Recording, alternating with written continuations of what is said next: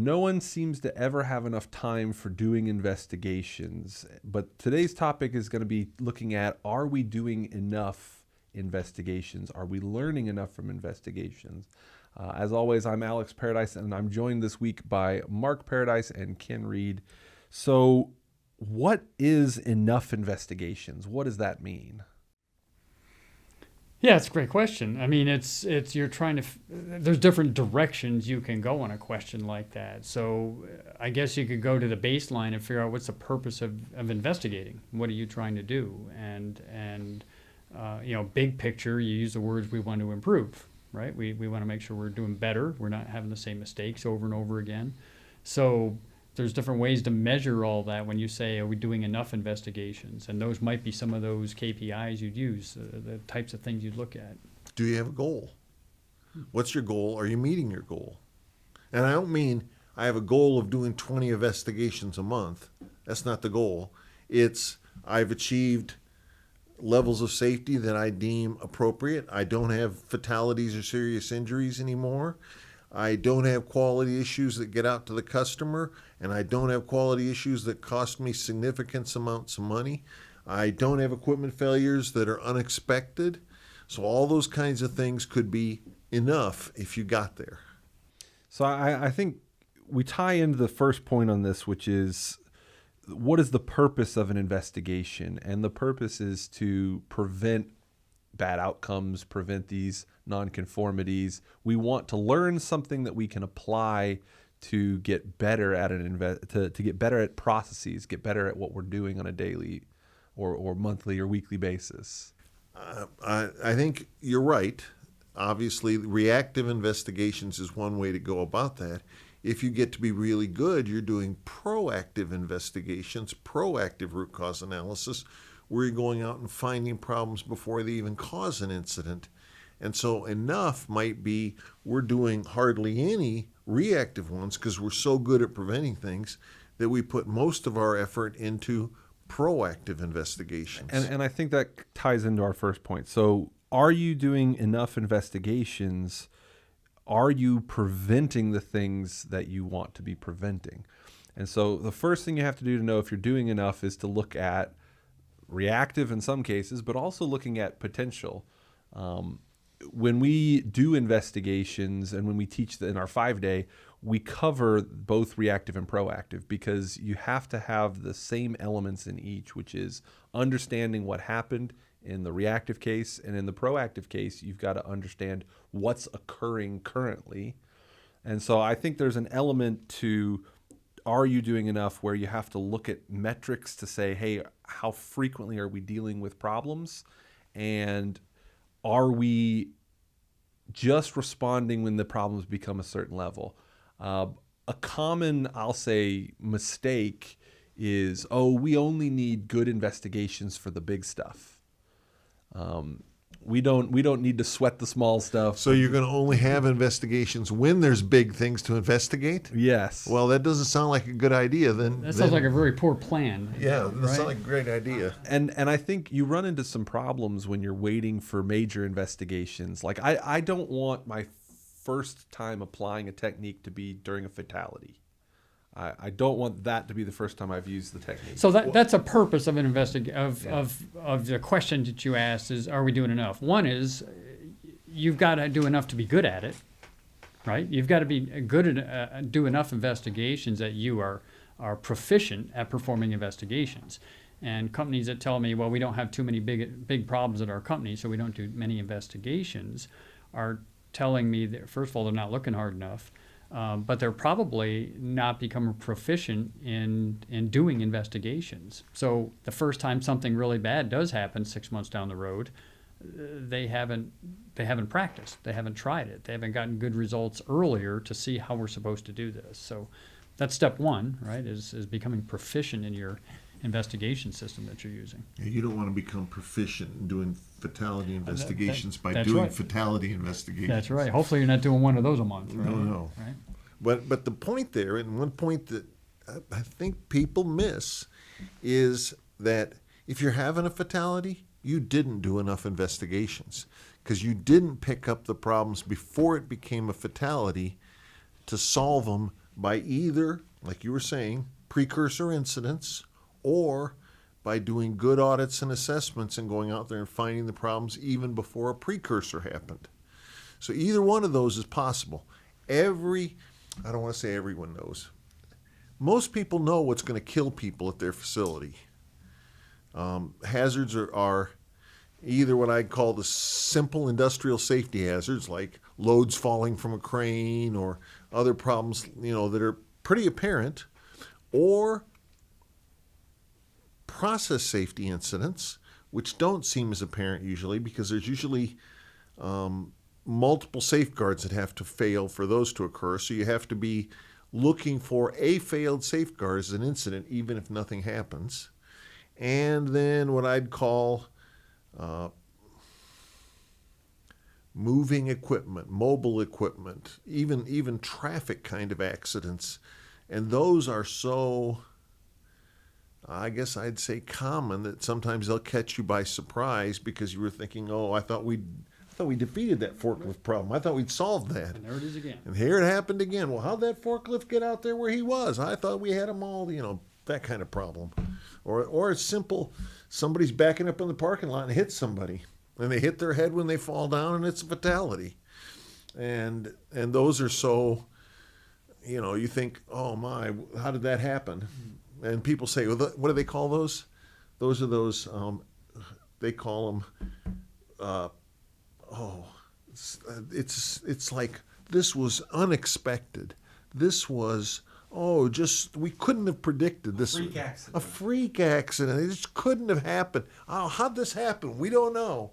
Well, if you think about it, those things happen all the time. Right. And so it wasn't a freak accident. It's just that you didn't prevent it. Yeah, I think there's an element to these where one would be proficiency. Are you getting proficient enough? And I think the other is kind of what your point is, Mark, of, are we actually looking at the right kinds of incidents? Are we thinking about applying it in the right way? You had mentioned early on metrics. Yeah. So you've got to have the right metrics to start with. If your metric is we don't want fatalities, well, then you're going to measure the results by the number of fatalities I had. And that's not a great metric. I mean, it sounds great. Don't get me wrong. I don't want any fatalities. But if your investigations are shooting for by measuring how many fatalities we had, you got the wrong metrics. You've got to start off with the right baseline metrics in order to see what we want to improve in the first place and see where you want to go. So a way you could look at this, we tie it back to, again, the thing you're trying to prevent. If you're trying to reduce downtime in your process, well, your trigger for that might be a certain number of hours downtime or downtime events. You could have those things that you're trying to measure and look at decreasing that over a time period. If you're having a ton of those, that's probably enough. But if this is something, hopefully a more, we'll say, random occurrence like fatalities, you're hopefully not having so many fatalities that it's like, we went from 5 fatalities a month to 1. You don't want that. You don't want to be in that situation. If you're still having fatalities,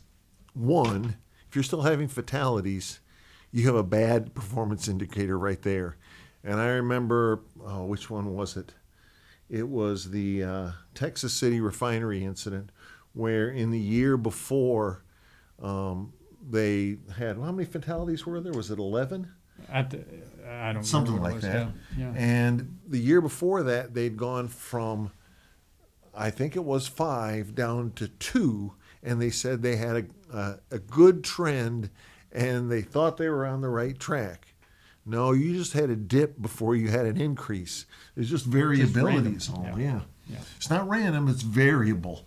And so I think the thing Ken mentioned about individual proficiency, I think there's also an organizational proficiency. Right. That the organization has the right setup, the right, we don't want to have reactive ones. We don't want to have the things we're trying to prevent. So therefore, we have a certain number of I'm not going to say proactive.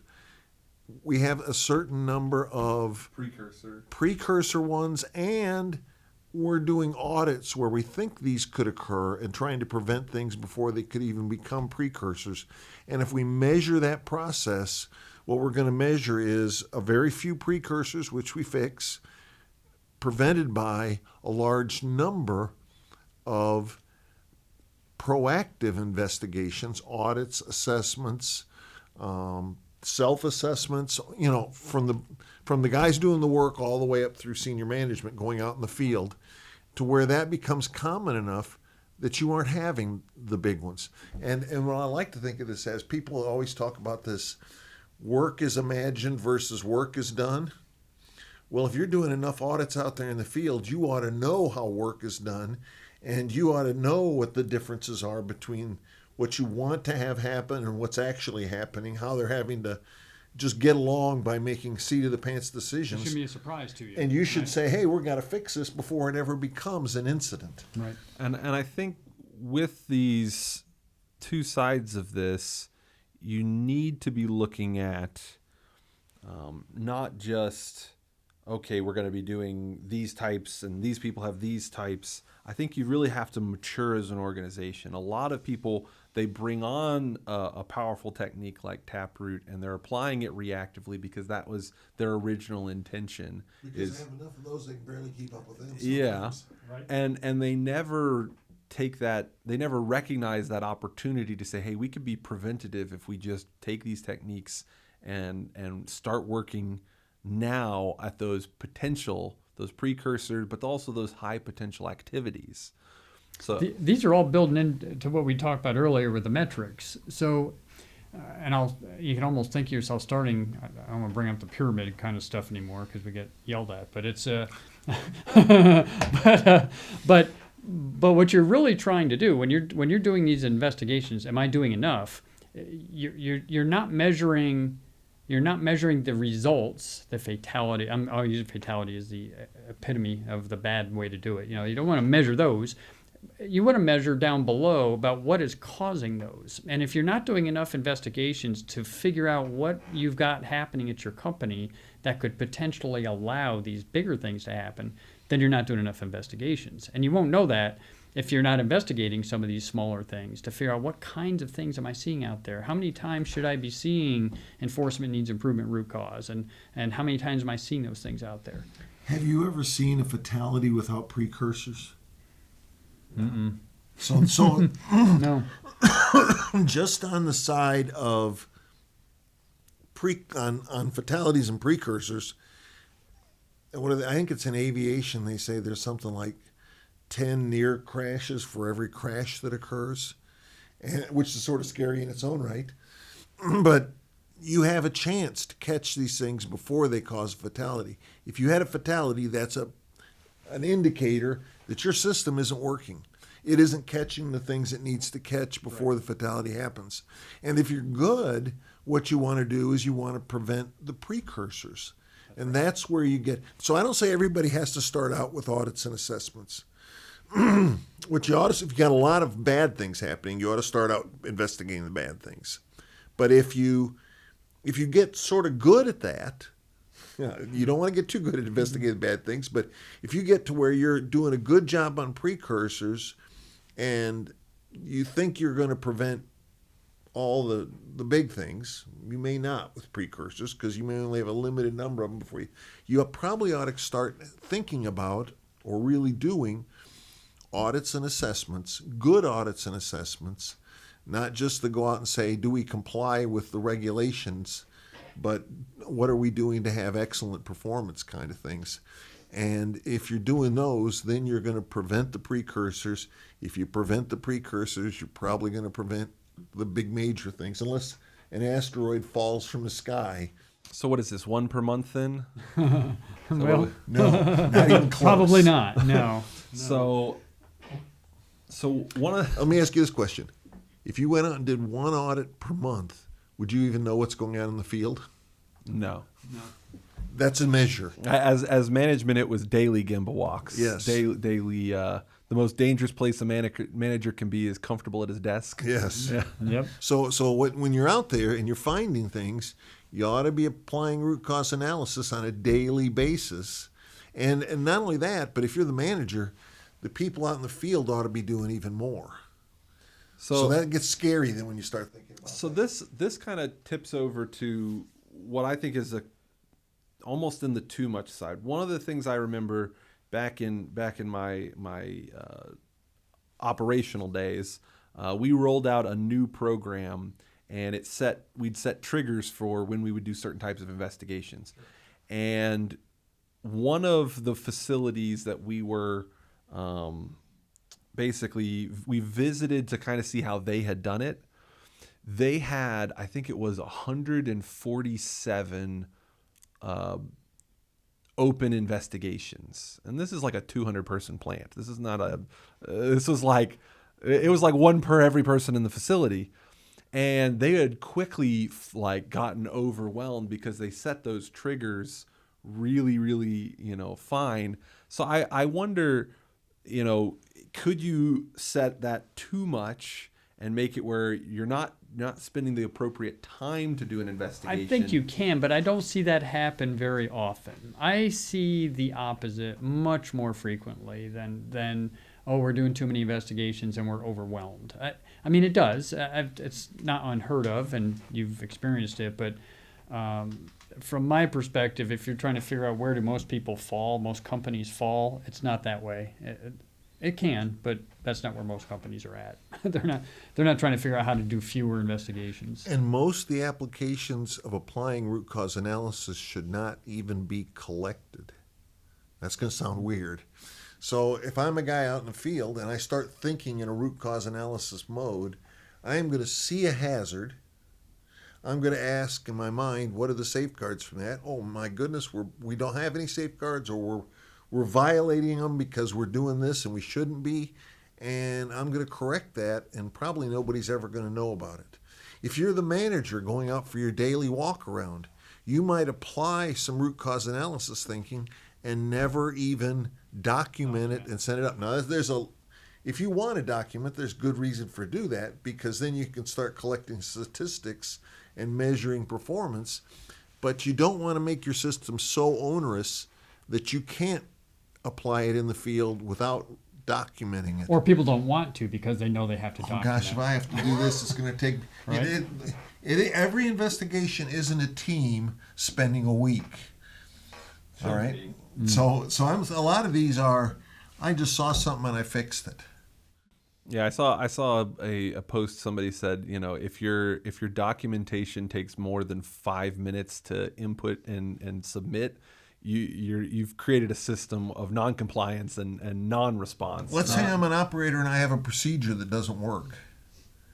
What if it's hard to get it fixed? What usually happens? Just work it around. I do a workaround. I don't tell anybody. I don't tell anybody, and it never gets fixed. And pretty soon everybody accepts, well, yeah, I know that procedure doesn't work, but we really do it this way. That's the difference between work as imagined versus work as done. If you as the operator say, hey, this procedure doesn't work, and you've got a way to get that in and get it fixed, then that really was an investigation and corrective actions. And maybe there's documentation on we fixed the procedure, or maybe not. But it's fixed. And that's one of the key things. If you make the system too hard to use, then, well, maybe one a month is a lot of work. If you make it very easy to get corrective actions in place, and I know some places have to do what? Management of change, so it adds a whole level of difficulty to making any corrective action happen. But if you just accept that and say this is a cost of doing business, you really want to make your ability to implement corrective actions through root cause analysis as easy as possible. And therefore, people aren't afraid of doing it. They aren't blaming people, number one. Because you blame people, nobody's going to want to do it, right? Nobody wants to get blamed, and nobody wants their buddy to get blamed. And, well, maybe blame management would be okay. No, that's not okay either. They'll get even with you. So all those things are bad, right? You don't want to make your system bad. You don't want to make it hard to use. You don't want to make it time consuming. You want to simplify it as much as you can. And that's why I think people say, we got too many of these to do, means it's too hard to do in the amount of time I have. And the other thing is, they're assigning people to do these in their spare time. Yeah, nobody has spare time. One of the things I've tried to counsel people on too is who should be doing an investigation. A lot of companies, they're like, well, I've got all these site supervisors that they'll do the investigation, and then I'll come in and do the analysis. Or they've got this like weird. They're giving the workload to the person that has the least amount of time and the least capacity at offloading their activities. Well, those are the people who really like a checklist so they can just check 2 or 3 things and then say, counsel the employee to be more careful, and then we're done with this one. It made it a simple system. It's just not an effective system. Yeah. So I think people need to look at, if you're going to be doing an investigation, how do you make it not spare time? Well, you have to cover certain activities. So one of the things you should do is, when looking at your investigators, what are some of their, we'll say, more frequent tasks that they have to perform? What are some of those that can be offloaded for a certain period of time to complete an investigation? Because if I'm having to do my daily walks, daily checks, daily fill out logs that I send to corporate, and I've got to do those on top of this investigation, well, I have to get this daily thing done, because otherwise my boss is going to yell at me. This all feeds into the same thing. It's got to be easy to do. Yep. And time has to be allotted to do it if we're doing them proactively. If you're doing them proactively, you have to have a certain amount of your time allotted to doing proactive. If you're doing it reactively, it's going to come out of somebody's hide. Yep. That's the problem with having reactive investigations, is nobody's planning for reactive investigations. Unless you have so many, once again, you have to plan for them, which is so you bad. don't have unplanned time. Well, then you have a person that's like a permanent investigator. You could have a permanent investigator, but that means you're really not doing your job on being proactive. I think also nobody has time to be proactive, because there's always something else I could be doing, and taking the time out of my day to think about what could happen when I'm dealing with that. I think a lot of companies struggle with that. It's the firefighting. Yeah. I can't prevent fires because I'm too busy fighting them. Yeah. So I think there definitely there has to be an organizational change and expectation of what we're doing. I think that also comes with stopping investigations in kind of an early stage. We say you've got to make sure you're collecting and building that initial snap chart, but there is an opportunity to stop an investigation and say, hey, this is not worth our resources. It'd be much more valuable if we did a precursor investigation than another another paper cut. There's a lot of, I call them like slip. Oh, okay. This goes back to the pyramid discussions, let's say. So the original pyramid that was built by, who's the guy's name? The Heinrich Pyramid. He didn't say those things at the bottom were just random things. He said those things at the bottom of the pyramid were things that could have caused things at the top of the pyramid. Right. Later on, other people changed the pyramid, and these became, what they call them, unsafe acts or unsafe conditions at the bottom. Unsafe behaviors. It could have been if they were behavioral. But they put this thing at the bottom that they don't necessarily cause the thing at the top. And that's how you get people saying, well, every medical treatment case needs a full root cause analysis. Well, maybe every medical treatment case doesn't deserve. Maybe, I'll just use the cut finger example, paper cut example. They went over, they got a cut on their finger. So they went, but it was never going to result in a serious injury or fatality.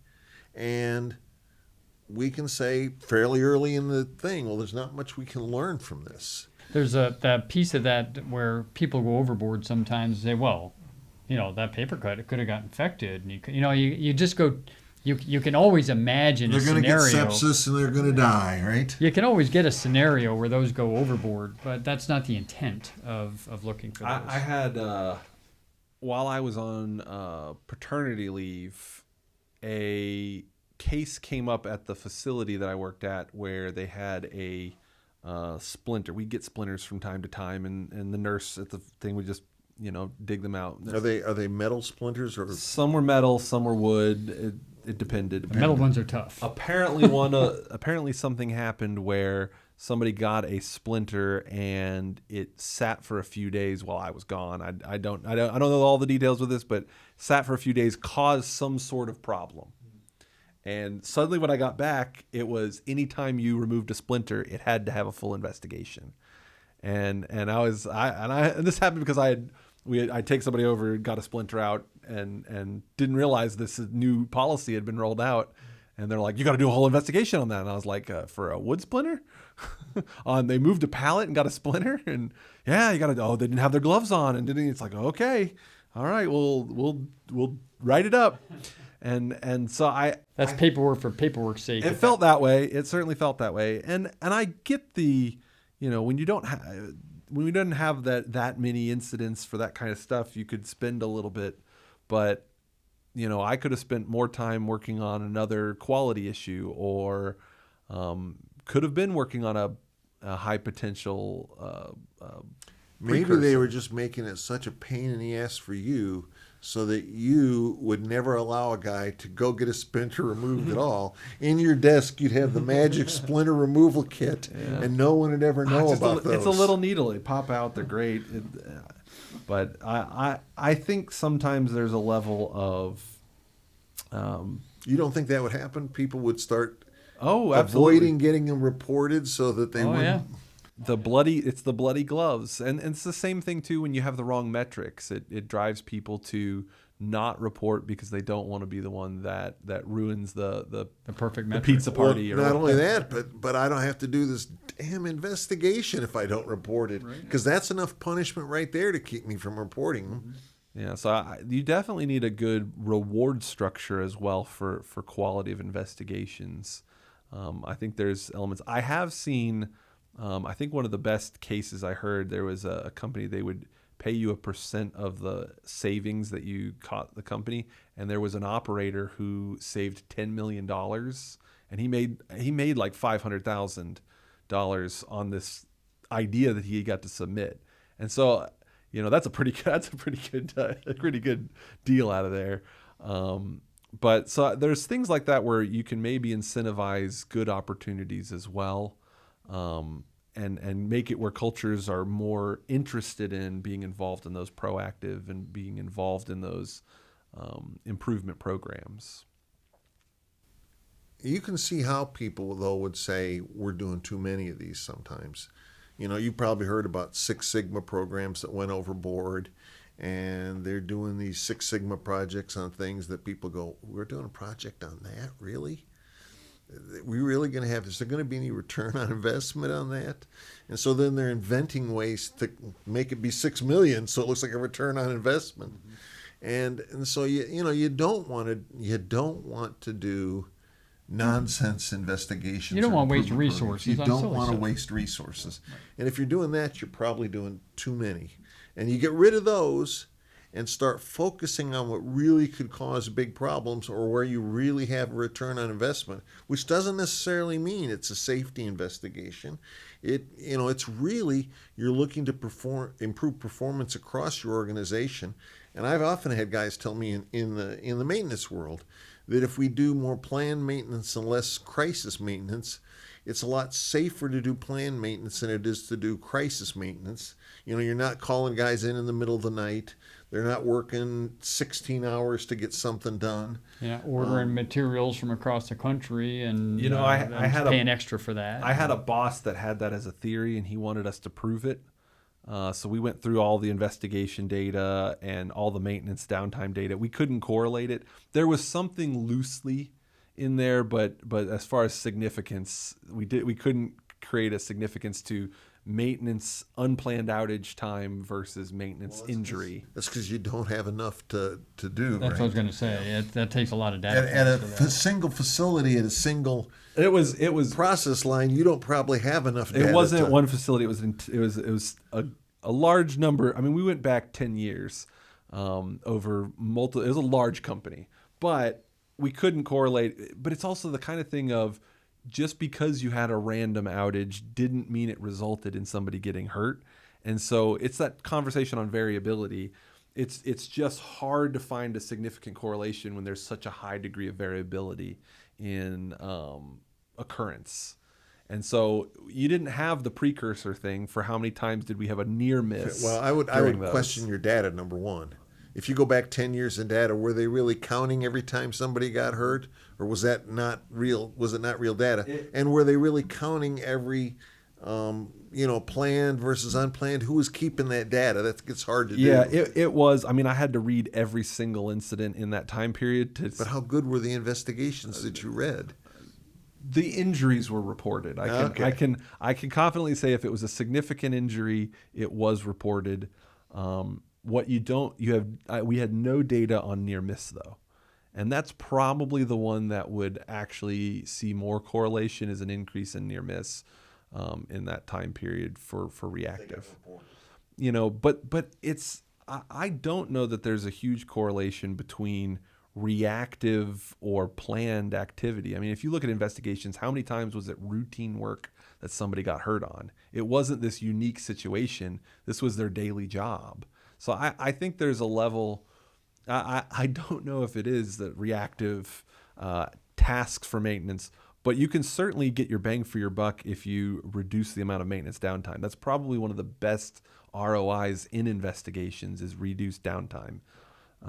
That I can say, if you're applying RCA in your investigations with maintenance, you'll reduce your downtime, and that saves more money than almost all safety incidents, except for the really big process safety ones. Takeaways for people as they leave with this: are you doing enough investigations? What is the purpose of what you're investigating? Are you investigating the right things? How are you being proactive in your investigations? Are you ready to be proactive? Are you ready to be proactive? Again, some organizations are really early in their journey. They're just learning how to do reactive. And so there definitely is that. Are you ready to be proactive? And are you focusing on the small things, the big things, the precursors, the right things? All of these are kind of topics that we cover in our 5-day training, where we're going to teach how to do the low to medium risk investigation, the major investigation, when to stop investigations, when you should be doing proactive investigations. This is really an advanced topic, and the best place to learn it is in one of our 5-day courses.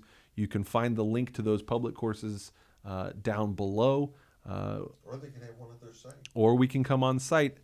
So reach out to us or check out the upcoming public courses, and Ken and I will probably see you in one of them soon, and we look forward to it. Thank you.